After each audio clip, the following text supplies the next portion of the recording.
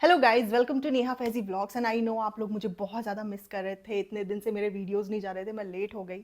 But यहाँ पे situation कभी क्या होता है, नॉर्मल हो जाती है, कभी थोड़ी सी टेंस्ड हो जाती है। हालांकि कुछ भी फिक्र वाली बात नहीं है, सब कुछ नॉर्मल ही चल रहा है। बट जैसे ही सिचुएशन पूरी तरीके से नॉर्मल होगी तो आपको regular podcast, mimicry videos, blogs सब कुछ मिलने लगेंगे। तो बहुत कुछ हो चुका है यूट्यूब में। मतलब डब्बा कुछ कर रही है, मैडम कुछ कह रही हैं, जनाब बहुत ज़्यादा मैडम की केयर करने की कोशिश कर रहे हैं लेकिन कर नहीं पा रहे हैं। एंड सबसे बड़ा जो टॉपिक चल रहा है, और आपस में पॉडकास्टर्स की भी काफ़ी मतलब डिफरेंस ऑफ ओपिनियंस हैं बहुत सारे टॉपिक्स को लेकर के। तो वो भी हम डिस्कस करेंगे। हम एक एक चीज़ आखिरी तक बहुत अच्छे से डिस्कस करेंगे और आपको क्लैरिटी मिलनी बहुत ज़रूरी है। आपको पता होना चाहिए कि एक्चुअल में हो क्या रहा है। तो जो सबसे ज़्यादा मुद्दा बन चुका है, जो सबसे ज़्यादा लेटेस्ट टॉपिक चल रहा है, हॉट टॉपिक चल रहा है, वो है डब्बा का रोड पे बैठ के इफ्तार करना। तो डब्बा का रोड पे बैठ के इफ्तार करना ट्रैफिक रूल वायलेशन या फिर जीरो सिविक सेंस से बढ़ करके मुद्दा बन चुका है कम्युनल हेट का, जिसमें आपस में लोग लड़ रहे हैं। कुछ लोग कह रहे हैं कि कावड़ यात्रा निकालते हैं वो रोड पे करना ठीक है, कुछ लोग कह रहे हैं रोड पे नमाज पढ़ना ठीक है, तो ये क्यों नहीं ठीक है। कुछ लोग तो शादियां रोड पे निकालते हैं। इंडिया में तो रोड पे शादियां होती हैं, रोड पे होली भी खेली जाती है, रोड पे नमाज भी पढ़ी जाती है, रोड पे टिकटॉक भी बनाया जाता है, रोड पे बैठ के कोई डांस भी करने लगता है। और लोगों को कैंडिड फोटोज भी रोड पे सड़क पे बैठ के मैंने क्लिक करते हुए देखा है। तो अब जो ये टॉपिक है, ये जो एक्चुअल मुद्दा था कि ये राइट है या रॉन्ग है से भटक के निकल चुका है आगे। जहां पे ये हो रहा है कि जब तुम कर सकते हो तो हम क्यों नहीं। तुम करो तो नमस्कार, हम करें तो तिरस्कार। How is it possible. India में रूल्स हैं, ट्रैफिक रूल्स हैं, उनको वायलेट नहीं करना चाहिए। ये सबकी जिम्मेदारी है, हर भारतीय की जिम्मेदारी है। जो भी उस सड़क को यूज कर रहा है उसका पर्पस जो यूज करने का है उसी पर्पस के लिए यूज करनी चाहिए। और जो सर्विस लेन है, जो साइड में रोड की जगह होती है, वो इमरजेंसी पर्पस से है ना, आपको यूज कर सकते हैं। को आप सड़क पे चादर बिछा करके इफ्तार करने के लिए नहीं इस्तेमाल कर सकते। तो गलती तो क्लियरली है ही। लेकिन ये जो कम्युनल टॉपिक बन गया है, ये जो हेट्रेड वाला टॉपिक बन गया है कि एक रिलीजन के लोग दूसरे रिलीजन को हेट कर रहे हैं, आर्ग्यूमेंट कर रहे हैं, डिबेट कर रहे हैं, तो ऐसा होना तो नहीं चाहिए। बट दोनों ही अपनी साइड से गलत नहीं है, क्योंकि दोनों ही धर्म के लोग अपना फेस्टिवल सड़क पे मनाते हैं। तो बात यह है कि डब्बा अपने आप को इन्फ्लुएंसर कहती है। फ्रेंड्स, हम इन्फ्लुएंसर हैं, पढ़ाई लिखाई जरूरी नहीं है। हम टॉप 5 यूट्यूबर्स में से हैं, इंडिया के इन्फ्लुएंसर ऑफ द वर्ल्ड का रिकॉर्ड मिला है, हमें अवार्ड मिला है। इस पे बात होनी चाहिए।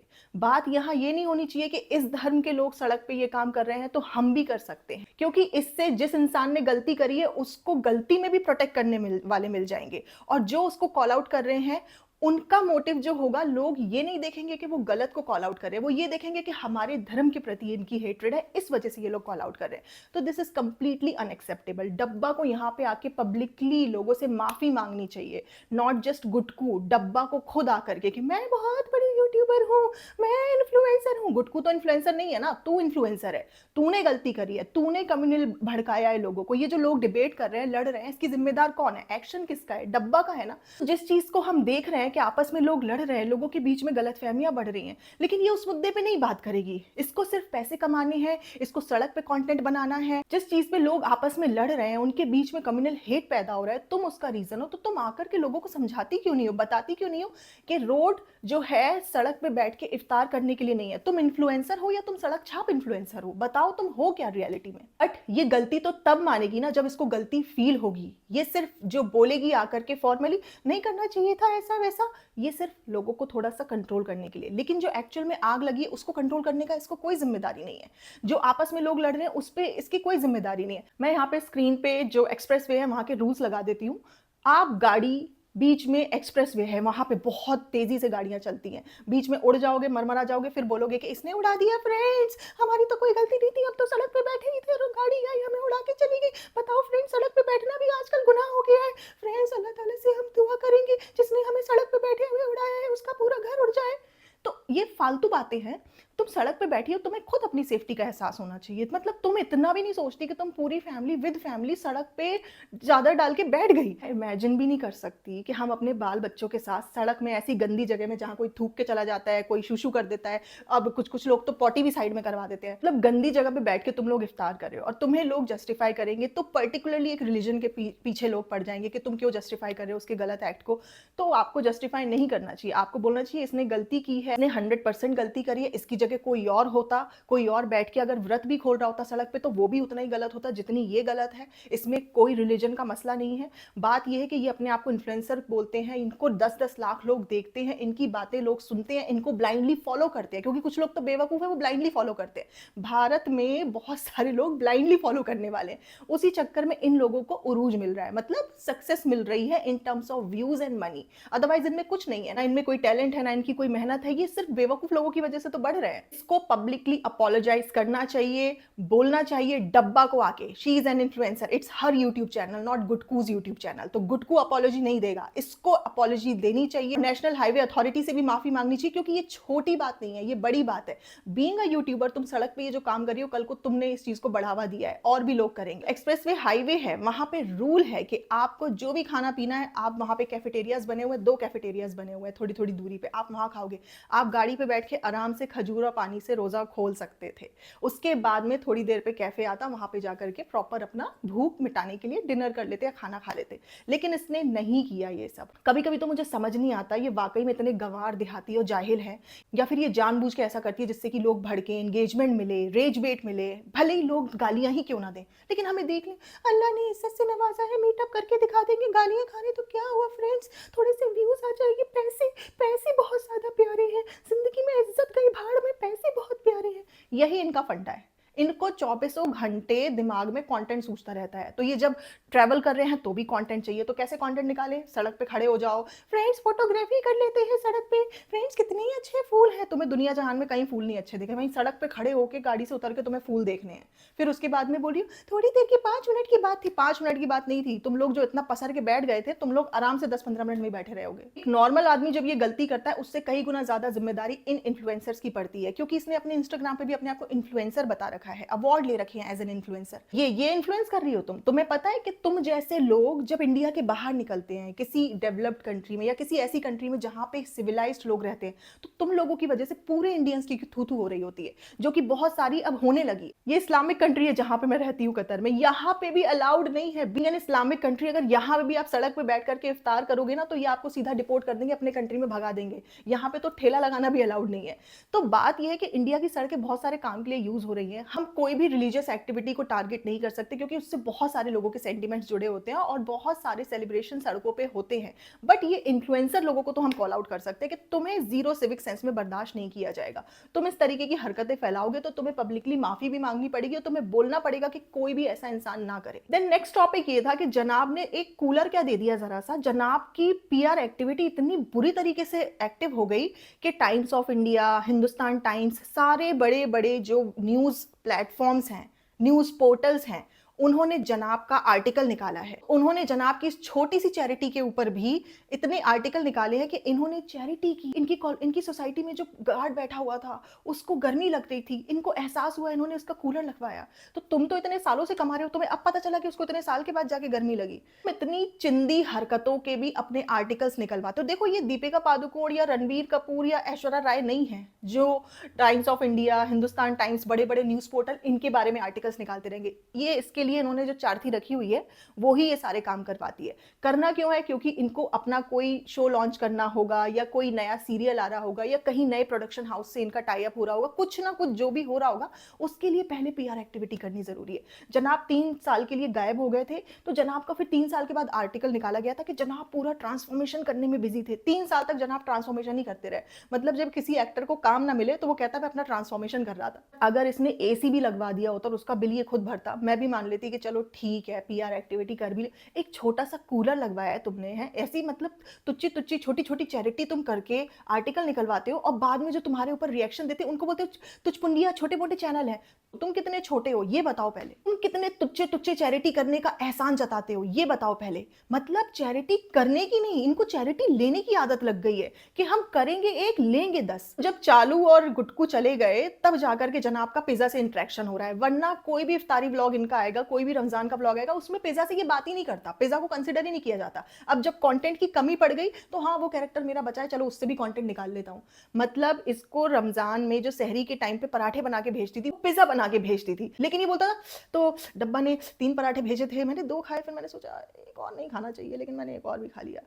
तो जब तूने ठूस ही लिया तो तू क्यों जता रहा है कि मैंने गलती से खा लिया? ये लोग सहरी में 3-3 पराठे खाते हैं, फिर इफ्तार में पकौड़े, गुलगुले, पापड़ और पता नहीं क्या-क्या खाते हैं। तो तुमने किस बात का रोज़ा रखा? तुम्हें भूख लगती भी है बीच में? और पिछली बार जनाब ने क्या किया था? पिछली बार इन्होंने मदरसे में सहरी भेजी थी कॉल करके। तो मैडम ने व्लॉग ऑन कर लिया था और जब जनाब मदरसे में ज़ोमैटो वाले को ऑर्डर दे रहे थे खाने के लिए, सहरी के लिए, तो मैडम ने व्लॉग ऑन करके, तो शोएब का रहता है कि वो रोज़-रोज़ सहरी भेजते हैं। इस वाले रमज़ान में क्या हुआ? तुम तो रश्मि के वीडियो उसमें पॉडकास्ट में भी बता कर के आई थी कि तुम हर रमज़ान में, क्योंकि रश्मि ने बोला आपकी एक आदत होती है, आप हर रमज़ान में भेजते हैं। रश्मि तुम उनके घर जाती हो क्या देखने के लिए? तुम्हें बस ज़बरदस्ती एलिवेट करना है दूसरे उस इंसान को जिसका एलिवेट करने का स्तर भी नहीं है, जो बहुत ही ढोंगी है, फिर भी उसको बढ़ा चढ़ा करके अपना फालतू में उसके प्रमोशन करना है कि चलो तुम मेरे पॉडकास्ट पे आए, मुझे व्यूज मिल रहे हैं तो मैं भी तुम्हें थोड़ा सा भाव दूंगी।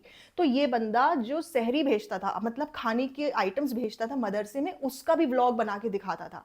और अब इसने कूलर दिया है, उसका भी इसने है ना व्लॉग बना के दिखाया है और अपनी पीआर एक्टिविटी ऑन करवाई है, उस पर आर्टिकल पे आर्टिकल निकल रहे हैं। मतलब दूसरे की गरीबी, दूसरे की मजबूरी, इनके लिए फोटो अपॉर्चुनिटी और व्लॉग अपॉर्चुनिटी है। अब इससे आप अंदाजा लगाइए कि जो दूसरे की गरीबी को मोनेटाइज करता है, दूसरे की मजबूरी को मोनेटाइज करता है, वो इंसान दिल का अच्छा हो सकता है? अगर तुझे कोई चैरिटी देगा और बताएगा, जताएगा, तो क्या तू खुश रहेगा? तो इसी तरीके से जो तुम बता बता के लोगों के लिए करते हो, तुम अपने आप की पीआर एक्टिविटी कर रहे हो, तुम उन लोगों के लिए कुछ नहीं कर रहे हो, तुम अपना उससे ज्यादा फायदा ढूंढ रहे हो। मतलब किया 4 और गाया 100। एक टॉपिक ये था कि जनाब ने बोला हैदर की ईद गई है, फिर डब्बा ने बोला हैदर की ईद गई है, फिर मैडम ने अपने व्लॉग में भी बोला कि हैदर की ईद गई है। तुम लोग एक बात बताओ, तुम हैदर को ईदी दे रहे थे या हैदर से ईदी ले रहे थे? मतलब अगर तुमने उस बच्चे को ईदी दी है तो वो भी इतनी जताने की क्या जरूरत है? दैट शोज कि तुम्हारे लिए अपने घर वालों के प्रति जो इमोशंस होते हैं वो छोटे से सीन में निकल सकते हैं कि चलो ईदी दी, हो गया, काम खत्म हो गया, लेकिन मैंने कुछ किया नहीं है, फिर मैं बीमार हो गई थी, फिर मेरा ये हुआ था, फिर कुछ तब से कर नहीं पाई। तो क्यों नहीं कर पाई? क्योंकि हर वक्त तो तुम हॉस्पिटल में नहीं थी, कर लेती। तुम लोगों को एक अपॉर्चुनिटी चाहिए होती है, तो वो अपॉर्चुनिटी जब तुम्हें मिल जाती है तो तुम जता जता के करते हो।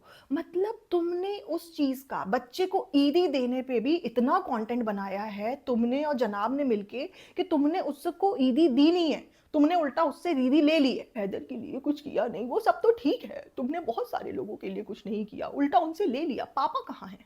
Where is your dad? तुम्हारी सर्जरी हो गई, तुम सबसे दुआएं ले रही हो, पापा से दुआएं कौन लेगा? मतलब ये लेडी के फादर अभी तक इसको देखने नहीं आए हैं, ना तो हॉस्पिटल में देखने आए। मतलब कैसे कैसे हो सकता है? एक बेटी की सर्जरी हो रही है और उसका बाप उसे देखने नहीं आ रहा है। अब उसकी बात बोली कि बड़ों की दुआएं बहुत जरूरी है। हाँ, आप दुआएं दीजिएगा, हिम्मत बनी रहती है। ये तुझे हिम्मत अपने पाप से क्यों नहीं चाहिए, पहले मुझे ये बताओ। मतलब जिसके माँ बाप जिंदा है, हयात है, पहले तुम अपने पापा से हिम्मत लो, क्योंकि तुम बहुत ज्ञान देती हो भाई। तुमने इतना ज्ञान दिया है माँ बाप के ऊपर, तो आप लोग इसका सॉरी टू से वीडियो, लेकिन मुझे डर लगता है, मुझे फिक्र होती है आप लोगों के घर के बड़ों की, क्या होगा, कैसे होगा उनका। मतलब ये दूसरों के घर के बड़ों की फिक्र कर रही थी कि हाँ, इसने अपने खुद के फादर को अबैंडन किया हुआ है कंप्लीटली और इसके फादर इससे मिलते नहीं है। तुम्हें अपने घर के बड़ों की फिक्र होनी चाहिए, क्योंकि तुम्हारे घर के बड़े तुम लोगों से डर के रहते हैं, सहम के रहते हैं। अभी जनाब है, जनाब के फादर की बॉडी लैंग्वेज देख लीजिए, अम्मी की दिल नहीं नहीं, अच्छा तुम तो कुछ गलत कर ही नहीं सकते, सानू हमारा सानू पहले कुछ नहीं बनाते, देखो कितना कुछ बनाने लगा। क्यों बना रहा है वो? ये जो जनाब है किचन में कुकिंग कर रहे हैं, तो इसीलिए कुकिंग नहीं कर रहे हैं कि इनको कुकिंग का बहुत शौक है, रमजान में ये खाना बना के अपने घर वालों को खुश करना चाहते हैं, व्लॉग बनाने के लिए कुकिंग कर रहा है। और ये मैडम को कहता है किचन में खड़े नहीं होना, नहीं मेरे खिलाफ, कल देखो मैं गया तुम किचन में आ गई, मेरी एब्सेंस में किचन में आ गई, मैं जाने नहीं देता। ये मैडम को वहां खड़ा करके रेसिपी किसी और को बतानी है, इसको सामान कोई और इसको बताएगा, तो क्या एहसान कर रहे हैं लोगों पे कुकिंग करके? मतलब इस तरीके के जो इंसान होते हैं जिनको रेसिपी कोई बताएगा खड़े होकर के, सामान कोई हाथ में देगा, तो ये दूसरों के लिए सरदर्द है। ये तुम उसके लिए कुकिंग नहीं कर रहे हो, तुम उल्टा उसको तुमने टास्क दे दिया कि अब इससे कुकिंग करवानी है। कुकिंग करना is much much easier than किसी अनाड़ी से कुकिंग करवाना। तो ये बंदे ने दूसरा उसको टास्क दे रखा है चिप्पी को कि वो खड़े होकर के इसको रेसिपी बताती है, इसको बताती ये सामान यहाँ है, वो सामान वहां है, फिर धर्म काका की इसको हेल्प लगती है, तब जाके ये कोई भी आधी पौनी डिश बना पाता है। मोहितो बना देगा तो उसमें भी इसको हेल्प चाहिए, एक मोहितो एक छोटी सी मॉकटेल बनाने में इस बंदे को हेल्प चाहिए, वो भी काम ये अकेले नहीं कर पाता, सिर्फ कंटेंट के लिए नौटंकी करने में लगा हुआ है। नहीं चिप्पी, तुम किचन में नहीं खड़ी होगी, लेकिन तुम 50 इयररिंग्स पहन के फोटो शूट करके जरूर दिखाओगी। अभी मैंने चिप्पी का फोटो शूट किया है, बहुत बड़ा एहसान कर दिया तूने, अपनी बीवी की फोटोज क्लिक कर ली। तो माना कि तेरा मन नहीं करता ये सब करने का, लेकिन एहसान नहीं किया। वो पैसा जो आएगा वो तेरे ही कोई पालने में लगाएगी, वो घर में ही खर्च खर्चा करेगी, इसीलिए तू कर भी रहा है। अगर वो पैसा अगर तेरे पास नहीं आ रहा होता तो वो भी नहीं करता। चिप्पी की कुकिंग, मतलब इतने टाइम से मुझे इसकी कुकिंग देख देख करके हंसी आ रही थी, अब इसने बना दिए पिज्जा ट्रायंगल्स। आप पिज्जा ट्रायंगल्स की शक्ल देख लीजिएगा, उसके बाद में भी सब तारीफ करें। और उसमें जो अंदर उसने भरता भरा है पिज्जा के नाम पे, मतलब पिज्जा इज समथिंग, उसकी टॉपिंग्स थोड़ी क्रंची होनी चाहिए, खाने में आनी चाहिए। इसने उसका भरता बना दिया और भर दिया उसको पिज्जा ब्रेड के अंदर। और उसके बाद कह रही है ये आटे की ब्रेड है। क्यों मैडम, तुम्हें तो मैदा डाइजेस्ट होता था, आटा डाइजेस्ट नहीं होता था, तुम्हारे लिए तो आटा अनहेल्दी होना चाहिए, बट अब तुम आटे के पिज्जा ट्रायंगल बना रही हो, हाउ इज इट पॉसिबल। खुल गया ना इसका झूठ। आटा इज हेल्दियर देन मैदा, दुनिया में वर्ल्ड वाइड जाहिर है। लेकिन इसने क्या बोला था आपको, जो सुना रही थी ऑडियंस को, कि मेरी डॉक्टर भी इस बात पे हंसती है, मुझे आटा नहीं डाइजेस्ट होता, मुझे मैदा डाइजेस्ट होता है। अब आज की डेट में ये मैदा अवॉइड कर रही है, that means maida is unhealthy for her as well. लेकिन आप लोगों को सुनाने के लिए, सिर्फ ये दिखाने के लिए कि आप मुझे गलत चीज पे कॉल आउट करते हो, ऐसा तो मेरे साथ है ही नहीं, गलत बातें बोलती थी। देन लोगों को ये भी लग रहा है कि ये जो डब्बा है ये पेटी खाला को अपने साथ क्यों ले गई। मैंने आपको लास्ट व्लॉग में बताया था, पेटी खाला इज नॉट अ खाला, she is a paid servant. तो जब वो पेड सर्वेंट है तो वो जाएंगी। बट जनाब यहाँ पे कहते थे माँ बाप के साथ वक्त बिताइए, माँ बाप के साथ ये करिए वो करिए। इवन जो सर्वेंट्स भी होते हैं वो होली, दिवाली, ईद, बकरीद ये सब अपने फैमिली के साथ मनाते हैं, छुट्टी लेते हैं। बट पेटी खाला को वो जो फेस्टिवल है अपने ना तो बच्चों के साथ मनाना है, ना अपने हस्बैंड के साथ मनाना है। और ससुराल वाले तो बहुत पहले ही वो छोड़ चुकी है, मायके वालों में भी उनको किसी के साथ नहीं मनानी है, सिर्फ डब्बा के और डब्बा के हैदर के साथ मनानी है। क्योंकि उनके अंदर भी लालच इतना कूट कूट के भरा हुआ है कि उनको अपने बच्चों के प्रति वो मोहब्बत फील ही नहीं होती, वो सिर्फ पैसे के पीछे भाग रही है। डब्बा मुझे पैसा दे रही है तो जहां भी टांग के ले जाएगी, हाँ हमें फूल चाहिए, हाँ फूल, घर में फूल लगा, घर में फूल लगा के क्या करोगी जब रहती नहीं हो, हाँ कितने फूल लगाओगी, यहाँ से फूल लेके जाओगी फिर लगाओगी, यहाँ से लैंप लेके जाओगी लगाओ, रहती हो नहीं, जब एंजॉय नहीं कर पा रही तो क्यों इतना लगा रही हो। घुटने तुम्हारे पेटी खाला वैसे ही खराब हो चुके हैं, बेचारी को बैठ करके है ना, मतलब हर काम करना पड़ता है। अब यहाँ पे ये भागी भागी घूम रही है, चिंदी चिंदी चीजों के लिए पीछे पीछे पीछे पीछे घूम रही है। जबकि इंसान इज्जत से, सेल्फ रिस्पेक्ट के साथ में रह सकता है अपने घर में। घर बढ़िया बना लिया इन्होंने, हस्बैंड इनके कमा रहे हैं, भले ही रोज रोज शॉपिंग ना तुम अपने बच्चों को करवा पाओ, लेकिन इज्जत की जिंदगी तो दे सकती हो। बट अभी तुम्हारा इंक्लूडिंग तुम्हारे बच्चों का नाम एज अ नौकर ही लिया जा रहा है। और तुम इतनी गरीब नहीं हो कि तुम्हें किसी की गुलामी नौकर बन के करनी पड़े। अगर ये रिश्तेदारों के जैसे रह रही होती ना तो कोई प्रॉब्लम नहीं थी, लेकिन आज की डेट में सिर्फ ये नौकरानी बन के रह रही है। बट इन्होंने पैसे के लालच में इज्जत गंवाना चूज किया है। और फिर ये डब्बा बोलेगी माँ बाप का साया हमेशा बना रखे, अल्लाह करे हर के माँ बाप, हर के माँ बाप, हर के माँ बाप, अल्लाह करे हर के माँ बाप, हर के माँ बाप। तो जब उसके माँ बाप हैं पिज्जा पेहान के, तो क्यों नहीं तू उसकी माँ को उनके पास छोड़ के आई, उनको लेकर के आ गई। इसको किसी का रहम नहीं है, इसको किसी के लिए कुछ नहीं फील होता, चाहे कुछ भी हो जाए। अगर इसकी सगी माँ से कोई लड़के चला जाएगा, उनको कोई सुना के चला जाएगा और इसको उस बंदे से कंटेंट निकालना होगा, तो ये कभी अपनी माँ के लिए स्टैंड नहीं लेगी कि उस बंदे से बात करना बंद करे। ये वहीं जाके कंटेंट बना करके आएगी। ये इस तरीके की लड़की है, ये किसी की सगी नहीं है, ये सिर्फ कंटेंट की भूखी है। ये इसने ये भी बताया बार बार कि ये जो सारी पैकिंग है वो पिज्जा ने करी है। मतलब शर्म नहीं आ रही है, मतलब डब्बा शर्म नहीं आ रही है, शर्म नहीं आ रही बिल्कुल भी। मतलब 35 साल के तो आसपास तो है ही हर हाल में, और तेरी पैकिंग कौन कर रहा है। मतलब एक इंसान जब अपनी खुद की भी पैकिंग ना कर पाए तो कितना बड़ा बोझ होता है वो दुनिया पे, आप ये सोचो। मतलब डब्बा की पैकिंग कौन सी लड़की कर रही है जिसके 12th के बोर्ड के एग्जाम्स चल रहे हैं। कहाँ से जस्टिफाइड है ये। भैया वो तेरी नौकरानी है माना, लेकिन उसको एग्जाम्स में तो बख्श दे, पूरा साल तो तू खाई गई। लेकिन उसकी पैकिंग, एक एक चीज, हैदर का सामान, हैदर को देखना, किचन में कुकिंग करना, सुबह सहरी में पराठे बनाना। तो किस बात के एग्जाम दे रही है वो, 12th के एग्जाम्स हैं या फिर नर्सरी के एग्जाम्स हैं, क्या हो रहा है। उसके बाद डब्बा बता रही है फ्रेंड्स पहले हम दोनों एक ही ब्लैंकेट में सोते थे, अब जब से हैदर हुआ है तब से हमारे ब्लैंकेट अलग अलग हो गए। ये बातें बेडरूम टॉक्स इसी को बताने की होती है। पहले भी ये इस तरीके की हरकत कर चुकी है। ये और फनी किस करे तो इसने इमोजी लगा दिया था। इसका मानना ये कि अगर हम हस्बैंड वाइफ हैं, हम चाहे किस करें, चाहे हनीमून पे बातें करें, चाहे अपने पैर दिखाएं बेड पे रखे हुए दोनों के मिलते हुए, चाहे कुछ भी दिखाएं, चाहे अपनी सुहागरात की सेज दिखाए, फिर कहें हाँ आपने सब कुछ बहुत अच्छे से किया, कि नजरों में ये सारी नॉर्मल बातें हैं। क्योंकि अब इसकी शादी हो गई है तो किसी भी तरीके से एक तरफ तुम कहोगी फ्रेंड्स मेरे हिजाब फैशन के लिए नहीं है, मैंने हिजाब इसके लिए किया उसके लिए, उस दूसरी तरफ तुम इस तरीके की बातें करती हो। मतलब तुम इतनी कॉन्ट्राडिक्टरी पर्सनैलिटी की हो, वो तुम्हारा अब दिखने लगा है। तुम्हारा कैरेक्टर, तुम्हारा रियल नेचर, तुम्हारा रियल जो सोच है वो अलग है। और जो ये सर में गमछा तुमने डाल लिया है, वो जो तुम बन बन के बोलती फ्रेंड्स हम तो सबके लिए करते हैं, फ्रेंड्स हमने सोचा पहले से ही दे दे, बाद में देंगे तो ठीक नहीं लगता। जो ये तुम शराफत वाली नौटंकी करती हो ना, आवाज बना के एक झूठी पर्सनैलिटी का ढोंग करती हो, तुम्हारी बीच बीच में जो ये बातें होती है उससे खुल जाता है। और हरकतों से तो पूरी तरीके से ही खुल चुका है कि कितना तुम्हें बुजुर्गों की, बड़ों की, दूसरों के घर के बॉन्ड की, रिलेशन की कदर है। तुमने अपने घर के पिज़्ज़ा पिहान नहीं छोड़े, तुमने अपनी पेटी खाला नहीं छोड़ी, अपनी सगी माँ नहीं छोड़ी, अपनी भाभी नहीं छोड़ी, अपना भाई नहीं छोड़ा, कोई नहीं छोड़ा। तो तुम दुनिया में किसकी सगी होगी? किसी की भी सगी नहीं है ये लड़की। बीच में एक और नई यूट्यूबर आ गई थी, रेडिट लेडी, जो कि पॉडकास्ट बना रही थी ये बोल के कि मैं पड़ोसन हूँ और मुझे बहुत ज़्यादा हैरेसमेंट फील हुआ है इब्राहिम फैमिली की वजह से। लोगों को, हमारी पूरी सोसाइटी को बहुत ज़्यादा हैरेस किया है, हम परेशान आ गए हैं, हमारे को बहुत दिक्कत हो रही है। पॉडकास्ट में तो मुझे लगा कि हाँ, शायद वाकई में कोई अपना दिल हल्का करने के लिए आ गया कि कितना इन लोगों ने परेशान करके रखा है सोसाइटी वालों को, जिसमें कि ये लोग कचरा बाहर फेंक देते हैं ऐसे ही। जो कि हमने एक वीडियो देखी थी, मेरे से एक सब्सक्राइबर ने शेयर भी की थी मुझसे कि देखो क्या क्या ये लोग करते हैं। देन उसके बाद धीरे धीरे अब ये लेडी कहानी बनाने लग गई, ये बताने लग गई कि किसके पास्ट में क्या हुआ, ये हुआ वो हुआ। तो ये जो रेडिट लेडी थी, इससे पहले ये हर पॉडकास्टर के पास जा करके थोड़ी थोड़ी न्यूज़ देती थी।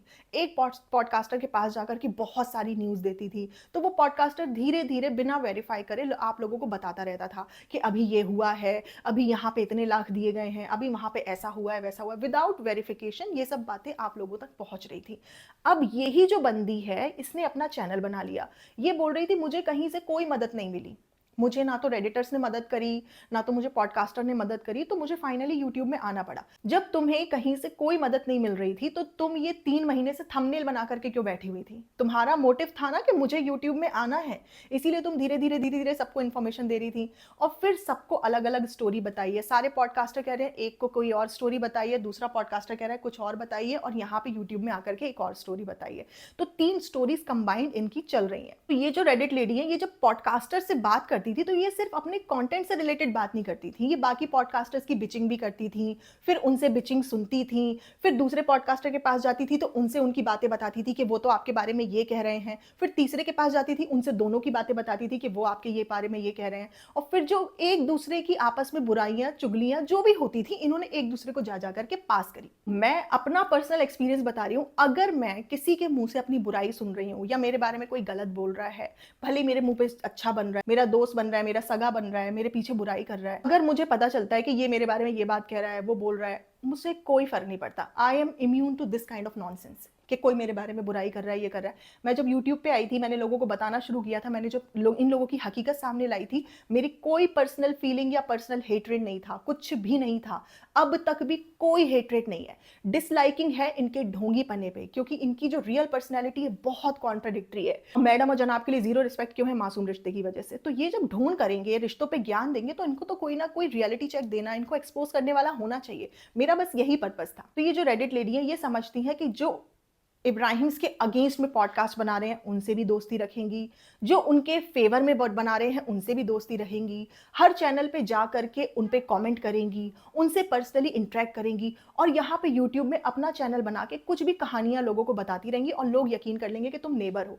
आप एक आइडिया लगाइए, हम लोग फेस देख के आपके सामने बता रहे हैं जो भी बातें बता रहे हैं, है ना? हम लोग मौदाहा भी गए, आपने देखा, हम लोग इंडिया भी जाते हैं, इंडिया जाके अपने व्लॉग्स भी बना के दिखाते हैं। ऐसा नहीं कि हम इंडिया जाते हैं और आ जाते हैं, हमारी आने जाने की कोई खबर नहीं लगती, लोगों को पता नहीं होता हम कौन सी डेट में इंडिया में है, कहाँ है, सब पता है। हमारा जो सोशल मीडिया पे बहुत सारी चीज़ें शेयर होती रहती हैं।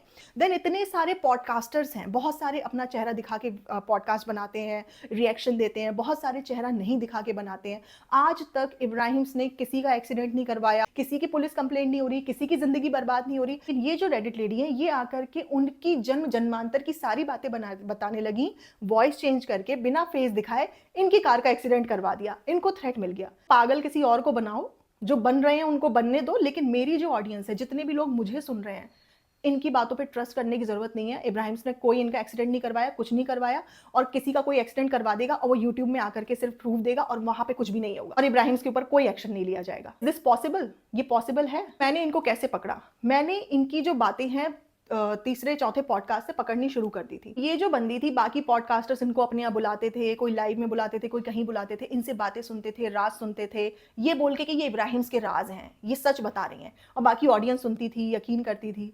जिस लेडी की इतनी सारी बातें झूठी साबित हो रही हैं, मैं आपको बताती हूँ कौन कौन सी। फिर हम कैसे यकीन कर सकते हैं कि ये कुछ सच बताएगी? और इतना सच किसी को नहीं पता होता जितना वो बता रही है कि, और फिर पहले तो तुम इंसाफ मांगने आई थी, अब तुम बोल रही हो कल पॉडकास्ट आएगा, परसों पॉडकास्ट आएगा, फिर इतने एक दिन में 2 पॉडकास्ट आएँगे।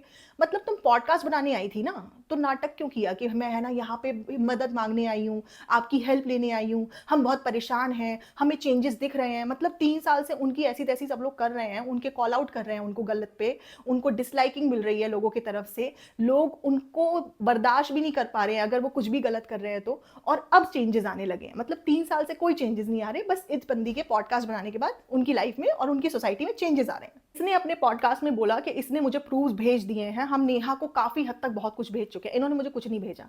There is not even a single valid proof जिसको मैं प्रूफ कंसिडर करूँ, कुछ भी नहीं। सिर्फ और ये सिर्फ चुगली भेज रही हैं 2-2 मिनट में मुझे इस वॉइस रिकॉर्डिंग की फॉर्म में, स्क्रीनशॉट की फॉर्म में, देखिए इसने आपके बारे में ये कह दिया, देखिए अब इसने आपके बारे में ये कह दिया। I am not responding to her at all, और ना ही मुझे करना है। मुझे इन सब चीज़ों का पार्ट नहीं बनना है। मेरी इन लोगों की सोसाइटी से 3 लोगों से बात होती है। वो 3 लोग मुझे, आज इनके यहाँ पे इफ्तार भी था, उसके वीडियोज़ भी उन लोगों ने मुझे शेयर किए, भेजे। ये लोग वहाँ पे बैठ के इफ्तार कर रहे हैं, वो वाला वीडियो भी उन लोगों ने मुझे भेजा। वहाँ पे इफ्तार की प्रिपरेशन कैसे हो रही है वो भी मुझे भेजा। उन्होंने ये भी बताया कि ये सिर्फ 10 मिनट के लिए रुके, फिर चले गए। इसका मतलब ये लोग अपने लोगों के भी सगे नहीं है। आप लोगों को बुरा मानने की ज़रूरत नहीं है। आप सोचते हो ना कि ये बाकी के फेस्टिवल्स में नीचे नहीं आते, हम लोग और भी फेस्टिवल सेलिब्रेट करते हैं, ये आते नहीं है। ये सिर्फ रमज़ान के में गए तो कितनी देर के लिए बैठे? सिर्फ 10 मिनट के लिए अपना व्लॉग बन गया, बाकी 9-2-11 तो सिर्फ ये कंटेंट के लिए व्लॉग बनाने के लिए गए थे। आपके साथ इफ्तार सेलिब्रेशन में एंजॉय करने या सेलिब्रेट करने नहीं गए थे। और इनकी सोसाइटी में 15 तारीख को इफ्तार था, ये भी मुझे बहुत पहले पता चल चुका था। तो इस लेडी ने एक बात बताई थी कि हमारे यहाँ पे 70% मुस्लिम्स हैं। ऐसा कुछ भी नहीं है। मैंने तीनों से पूछा, 70% मुस्लिम्स नहीं है।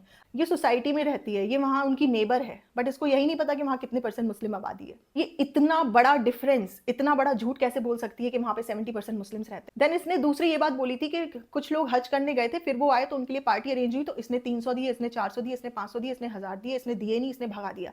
ऐसा कुछ भी नहीं हुआ था। ऐसी कोई पार्टी जो सोसाइटी में रह रहे हैं, मुस्लिम फैमिलीज जो रह रही हैं, उनके नोन में हुई नहीं है, जहाँ पे हाजियों की दावत की हो और कॉन्ट्रीब्यूशन करके उनके लिए पार्टी अरेंज करी हो। तो मुझे नहीं पता ये कौन सी सोसाइटी की बातें बता रही हैं। मुझे लगता है जहाँ पे ये रियल में रहती होंगी वहाँ पे ऐसा कुछ हुआ होगा, इन्होंने अपनी कहानी यहाँ पे चिपका दी। देन इस बंदी ने जो प्रूफ शेयर कर रहे थे सोसाइटी की पिक्चर्स के तौर पे, इसने क्लियरली बोला था, चाइनीज विस्पर इसका एक पॉडकास्ट है, उसमें इसने क्लियरली बोला था कि वो जो सोसाइटी है पहले कंस्ट्रक्शन होता है, कुछ बिल्डिंग्स का बाद में होता है, तो वो थोड़ा डिफरेंस रहता है, वो ऐसा रहता है, वो उसी सोसाइटी की फोटोज़ हैं।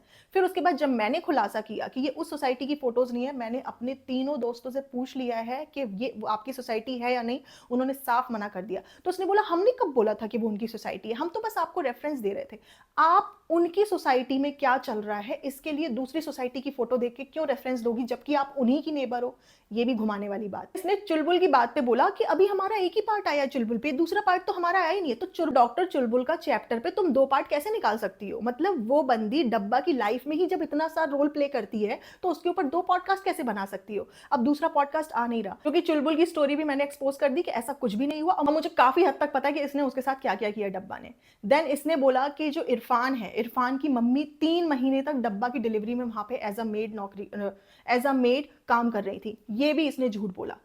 जो इरफान की वाइफ है सबीना, मैंने उसको इंस्टाग्राम पे कांटेक्ट किया, बाकी मेरे को कोई लेना देना नहीं है उससे, ना मैंने उससे पूछा कि तुम्हारे क्या रिलेशन चल रहा है, क्यों जॉब वहां से छोड़ी, क्या किया, मुझे उससे कोई लेना देना नहीं है। कोई खुद मुझे आकर के बताता है तो मैं आपके साथ क्लियर करूंगी। मैंने आज तक आपको कभी भी नहीं बताया कि इरफान ने वहां से क्यों जॉब छोड़ी, क्या रीजन था। लोग आपको बता रहे हैं, लोग आपको यहाँ से पॉडकास्ट, वहां से पॉडकास्ट, इधर उधर से सब सुनने के लिए मिल रहा है, बट मैंने आपको कभी नहीं बताया कि क्या मैटर था। बस मैंने आपको ये बताया कि अब वो वहां पे जॉब नहीं करता, अब वो मौदाहा जा चुके हैं, परमानेंट वहां से शिफ्ट हो गए हैं। लेकिन क्या रीजन था मैंने नहीं बताया, क्योंकि ना तो मैंने उससे पूछा सबीना से, ना उसने मुझे बताया। बट ये वाली बात मैंने उससे पूछी, क्योंकि जब आपको कोई गुमराह करने की कोशिश करे तो आपको डायरेक्टली 1-on-1 पूछने में कोई बुराई नहीं है। तो मैंने सबीना को कंफर्म करा इस चीज के ऊपर कि क्या ऐसा कभी हुआ है, उसने साफ मना कर दिया ऐसा कुछ नहीं हुआ। और इरफान फनी का दोस्त है, वो अपनी माँ को वहां पे एज अ नौकरानी नहीं लगाएगा, तो मुझे पहले ही पता था। तो मैंने सबीना से बस कंफर्म इसलिए किया जिससे कि मैं आप लोगों को, अपनी ऑडियंस को क्लैरिटी दे सकूं कि कोई आपको अगर कहानियां बना बना के गुमराह कर रहा है, झूठ बोल रहा है, तो हमें ट्रस्ट करने की जरूरत नहीं है, स्पेशली जब उसके पास कोई प्रूफ नहीं है, उसके पास अपना फेस भी नहीं है, उसके पास अपनी वॉइस भी नहीं है।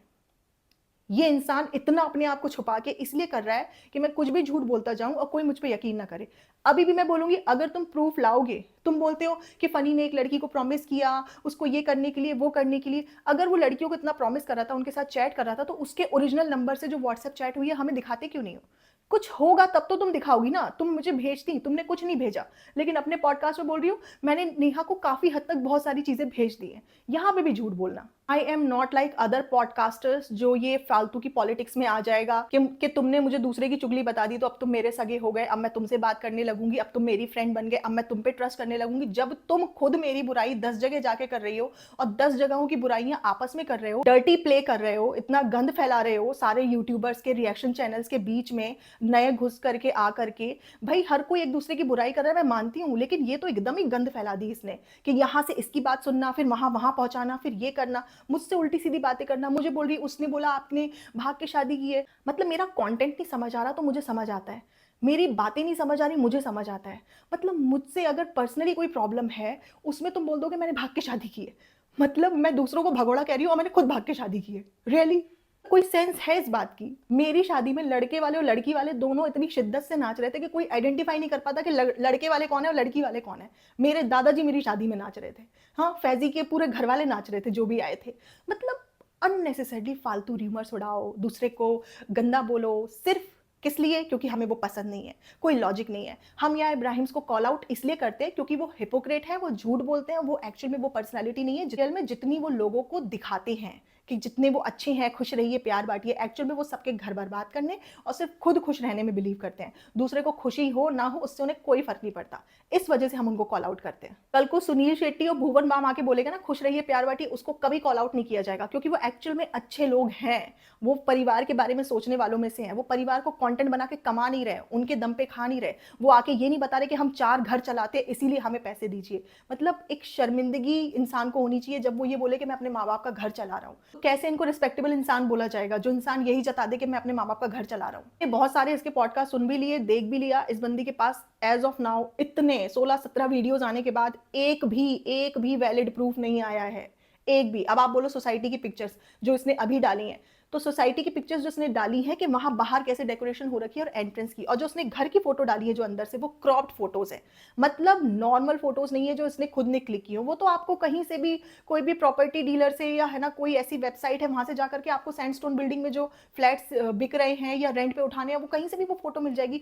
तुमने जैसी सोसाइटी की फोटो डाली थी एंट्रेंस पे जाकर के जो तुमने क्लिक की, वैसे तुमने घर की क्यों नहीं डाली? उसको क्रॉप करके अलग से डाउनलोड करके तुमने क्यों डाली? As a podcaster, as a reaction channel, अगर हम किसी से भी कोई इंफॉर्मेशन ले रहे हैं तो एटलीस्ट हमें उस बंदे का पता होना चाहिए। मैंने कभी आज तक किसी को डायरेक्टली अप्रोच नहीं किया। मैंने हमेशा, जो मुझे लोग आए हैं रियल आईडी से आए हैं, चाहे मैडम की पड़ोसी एक है, वो उसका इंटीरियर, यही जो लड़की है जिसने मैडम का इंटीरियर किया था, जनाब और मैडम का, उसी लड़की ने उस लेडी का भी इंटीरियर किया है। वो मेरे साथ पर्सनली है ना ऐड है इंस्टाग्राम पे। मैडम की जो फ्रेंड्स है वो भी है, मत मैडम के रिश्तेदार, डब्बा के रिश्तेदार, ना जाने कितने लोग ऐड है डायरेक्टली, मुझसे डायरेक्टली कांटेक्ट में रहते हैं। बट फिर भी मैं किसी को ये नहीं बोलती कि मुझे प्रोएक्टिवली आकर के आप इसके बारे में बताइए। मैंने हमेशा सबको यही बोला है कि जब जब ये झूठ बोलेगी, जब जब ये लोगों को उल्लू बनाएगी, तभी मुझे आप कुछ इन्फॉर्मेशन देना चाहते तो दीजिएगा। अदरवाइज कोई अननेसेसरली मेरे को फालतू की चुगलीबाजी के उसने ये कर दिया, आज वो यहाँ गई है, आज उसने ये लगाया, आज उसने वो किया, उसमें इंटरेस्ट नहीं है। आज रमदान का भी जो था उसमें बस यही बताने का पर्पस है कि ये लोग नीचे कितनी देर के लिए रुकते हैं, मुझे बस यही जानना था। क्योंकि मुझे पता था कि इनका किसी से कोई मतलब नहीं है, इनकी किसी से कोई अटैचमेंट नहीं है, ये कोई जेलअप नहीं होना चाहते। इनके माइंड में सिर्फ और सिर्फ कंटेंट घुसता रहता है। इनको सिर्फ वहां जाना था नीचे रमदान में, इफ्तारी का व्लॉग बनाना था। ये लोग 10 मिनट रुके और वापस आ गए। बाकी किसी पॉडकास्टर को बिना वेरीफाई करे कुछ भी इनकी इन्फॉर्मेशन लेनी हो लो, क्योंकि मैं कुछ लोगों को ये भी देख रही हूँ, वो बोलते हैं आप बस इन्फॉर्मेशन लो, लोगों को ट्रांसफर करो, आपको प्रूफ लेने से क्या मतलब है? ये तो फिर ब्लाइंड हेट हो गई। ये तो फिर मेरे लिए, आपके लिए, किसी के लिए भी दुनिया में हो सकती है। किसी को डिसलाइक करने का कोई रीजन तो होना चाहिए। कल को मैं उठ करके किसी के बारे में अननेसेसरली झूठ फैला दूं, भले ही वो इंसान ने वो नहीं किया हो, और मैं और दुनिया उसको हेट करने लग जाए। Is it right? हम लोग अगर अपना चेहरा दिखा के कुछ बोलते थे तो उसका मतलब यही था कि हमने कुछ भी आपको ऐसा झूठ नहीं बताया जिसके लिए हम अपनी आइडेंटिटी को हाइड करें। सेम जगह से बिलोंग करके, कुछ कॉमन रिलेटिव्स होने के बावजूद भी। तो जब मैंने अपने कुछ रिश्तेदारों को नहीं बख्शा झूठ बोलने पे, तो तुम कल की लड़की आकर के मुझसे मीठी-मीठी बातें करोगी, इसकी चुगली लगाओगी, उसकी चुगली लगाओगी और सोचोगी नेहा को मैंने अपने हाथ में ले लिया। और मुझे जो रिकॉर्डिंग भेज रही है उसमें खुद ही बोल रही है कि पानी में रह के मगरमच्छ से बैर नहीं करना चाहिए, इसीलिए आपसे नहीं लड़ना चाहिए। मतलब कोई सेंस है फालतू के बात की? मुझे तुम बोल रही हो पानी में रह के मगरमच्छ, मतलब मैं कुछ उखाड़ लूँगी तुम्हारा। अगर तुम प्रूफ दोगी, अगर तुम सच बोलोगी, तो मैं तो क्या इब्राहिम्स भी तुम्हारा कुछ नहीं उखाड़ पाएँगे। तुम सच्ची होगी, तुम्हारा कोई कुछ नहीं उखाड़ पाएगा, लेकिन तुम झूठी होगी तो तुम्हारा एक छोटा-सा रिएक्शन चैनल भी अच्छे से उखाड़ लेगा। चालू की लव स्टोरी के ऊपर फालतू की लीपापोती करके मैंने जो लव स्टोरी बनाई थी, उसी के ऊपर इसने 3-4 बातें चिपका दी कि जनाब ने बोला तुम शादी करके जाओ और अपना रास्ता नापो। ऐसा कुछ भी नहीं है। जनाब को तो अपनी बहन की शादी की कोई फ़िक्र ही नहीं थी। जनाब को कोई लेना-देना नहीं था कि उसकी कब शादी करनी है, उसके लिए लड़का देखें, ये देखें, वो देखें। जनाब आराम से अपना सोफ़े पे टिका के तशरीफ़ बैठे हुए, तो उनको क्या टेंशन? उनका हुक्का पानी चल रहा है, उनकी सुत्ता चल रहा है, उनको कोई टेंशन नहीं है। ये जनाब ने बोला था कि मैं जैसे नल्ला हूँ, नकारा हूँ, निठल्ला हूँ, बस तुम एक ऐसा नल्ला मत ढूँढना। तुम एटलीस्ट ऐसा ढूँढो कुछ तो काम करता हो। इसीलिए वो फ़नी को टाइम दिया जा रहा था। जब फ़नी छोड़-छाड़ के सब आ गया, तब भी जनाब को मतलब खुशी नहीं थी। लेकिन डब्बा जब खुद से कमाने लगी थी, तो जनाब की चली नहीं।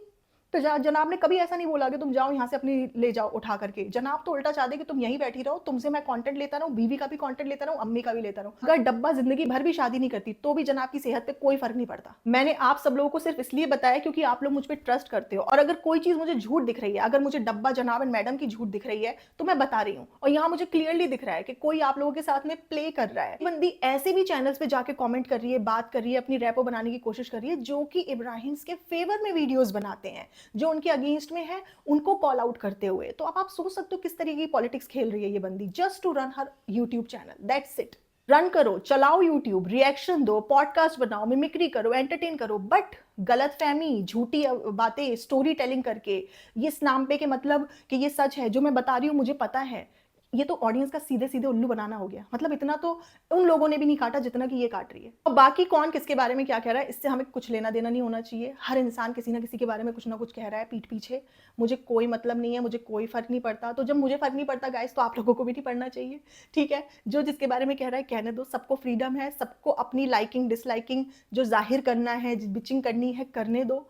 लेकिन अगर कोई उल्लू बना रहा है, आप लोगों का कोई फ़ायदा उठा रहा है, आप लोगों का टाइम बिल्कुल ही वेस्ट कर रहा है, आपको ऐसी इन्फॉर्मेशन देके चिपकाई जा रही है कि ये रियल आप माने, तो ये तो गलत है। तो सरासर गुमराह करना है, और गुमराह कौन हो रहा है? आप लोग। आई नो इसके बाद बहुत बैकलैश होगा, मुझे बहुत सारे लोग मेरे अगेंस्ट हो जाएँगे कि नेहा ने क्यों ऐसा बोला, क्यों कॉल आउट किया, लेकिन मेरे हिसाब से जो सच है, जो मुझे सही लगता है, मैं वही बोलूँगी। मुझे किसी का कोई डर नहीं पड़ा। जब मुझे इतनी बड़ी गैंग का डर नहीं पड़ा, जो मुझे आकर के मेरे बच्चों को भी आकर के उल्टे-सीधे कमेंट्स करते हैं, तो मुझे इन सब चीज़ों से क्या ही फ़र्क पड़ना है। मेरा काम है बस अपनी ओपिनियन रखना ऑनेस्टी के साथ में। कोई भी झूठ नहीं मैं बोलना चाहती हूँ। मैंने सिर्फ रेडिट लेडी के बारे में बोला है, मैंने ज़ूज़ू टीवी के बारे में अभी कुछ नहीं बोला, क्योंकि ज़ूज़ू टीवी के चैनल पे एक कमेंट आया था दीपिका की मम्मी के ऊपर, और वो कमेंट जो था वो ऐसा लग रहा था ज़ूज़ू टीवी वाली लेडी को जानते हैं। उन्होंने अपनी वॉइस भी नहीं चेंज की। मुझे अभी भी काफ़ी हद तक यकीन है कि वो मैडम को जानती हैं पहले से, और उनके पास में जो भी इन्फॉर्मेशन है वो ऑथेंटिक आ रही है। क्योंकि वो कोई स्टोरी नहीं बना रही, वो कोई ये नहीं कह रही कि मैं डब्बा के भी घर वालों को जानती हूँ, मैं फ़नी के भी बचपन से स्टोरी जानती हूँ, मैं जनाब की भी बचपन से स्टोरी जानती हूँ, मैं चिपिका की भी बचपन से स्टोरी जानती हूँ, मैं चिपिका के घर वालों की भी बचपन से। वो ये कोई कहानी नहीं बना रही। इसीलिए मुझे ज़ूज़ू टीवी वाले की और बातों पे इसलिए भी यकीन है क्योंकि मुझे जो बातें पता है वो सेम वैसी ही हैं। बट ये जो रेडिट लेडी कहानियाँ बना रही है, बिल्कुल भी सच नहीं है। सब फालतू फ़िक्शनल कहानी, पता नहीं क्या माइंड में चल रहा है उसके, मुझे नहीं पता। क्यों ऐसे वो कहानियाँ बना रही है कहाँ-कहाँ से, क्योंकि वो जब बताती है ना तो वो पेज टर्न करने की भी आवाज़ आती है। तो पहले वो स्क्रिप्ट लिखती है कि मुझे क्या कहानी बतानी है, फिर वो स्क्रिप्ट पढ़ती है। तो अब तुम्हें जो भी प्रूफ़ देने हो तुम जनता को दो, या जिस भी पॉडकास्टर जो तुम पे यकीन कर रहा हो उसको दो। मेरे को कोई प्रूफ़ देने की ज़रूरत नहीं है। अगर मैं गलत बोल रही हूँ तो मुझे गलत साबित कर दो, मुझे उसमें भी कोई प्रॉब्लम नहीं है, क्योंकि मैं चाहती हूँ तुम मुझे गलत साबित करो। मेरे को गलतफ़हमी हो और तुम वाक़ई में एक भांडाफोड़ लेडी बन के आओ। मैं तो चाहती हूँ कोई झूठ बोल रहा है उसको एक्सपोज़ करो, चाहे मैं हूँ, चाहे तुम हो, चाहे वो ये जनाब मैडम डब्बा ही क्यों ना हो। जो भी झूठ बोलेगा उसको एक्सपोज़ करो। ना कि जो झूठ बोल रहा है, 70 जगह जाके बातें कर रहा है, दुश्मनों से, दोस्तों से, सबसे इधर की बात उधर कर रहा है, पॉलिटिक्स कर रहा है, ऐसे लोगों पे ट्रस्ट नहीं करना चाहिए। जो दोनों तरफ होता है वो कहीं नहीं होता है। तो आज के लिए बस इतना ही, बहुत लंबा पॉडकास्ट हो गया। अगर आपको मेरे पॉइंट्स अच्छे लगे हों, वैलिड लगे हों, जस्टिफाइड लगे हों, अगर आप मेरी ओपिनियन से एग्री करते हो या डिसएग्री करते हो तो मुझे बताइए, कमेंट करिए। और बाकी अभी देखो कॉफ़ी भी बहुत दिन से गायब है, उसके ग्रैंड पेरेंट की तबीयत खराब थी। तो देखो ऐसे जब इंसान ना बहुत कनेक्टेड होता है तो नहीं मन करता कि मतलब वो वीडियो शूट करे, पॉडकास्ट बनाए, क्योंकि जब किसी के घर में कोई बीमार होता है ना, तो इंसान अपने ऑफ़िस से, अपने काम से छुट्टी ले लेता है, क्योंकि वो माइंड फ्रेम में नहीं रहता कि वो इंसान नॉर्मल रूटीन फ़ॉलो कर सके।